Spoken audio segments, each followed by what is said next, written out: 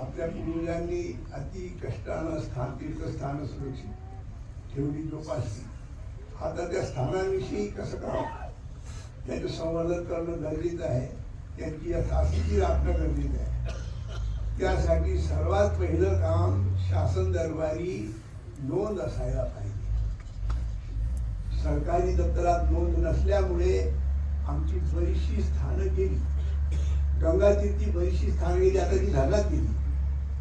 धरणात जाण्याच्या आधी देखील आपल्या बाबांची इच्छा होती की ते स्थानं आपल्या धरणात जरी गेले सुद्धा त्याची माहिती आपल्याला सुरक्षित असायला पाहिजे.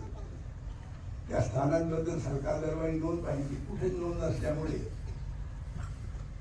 स्थानं धरणात गेली, पण माहिती आपल्याला व्यवस्थित राहिली. तर आता जे आहे गेलं ते गेलं, जाऊ द्या. जे आहे ते तरी आता सांभाळलं पाहिजे. त्यासाठी शासन दरबारी नोंद झालीच पाहिजे. नाही तर पुढे अन्य लोक त्याच्यावर दावा करतील आणि ती स्थानं आपल्या हातातून कायम चालली. त्यासाठी सरकारकडे पाठपुरावा केला पाहिजे. तो आपला हक्क आहे. आपला हक्क आहे सरकारकडून ते मिळून घ्यावं. आणि सरकारचे कर्तव्य आहे त्यात आम्हाला संरक्षण द्या.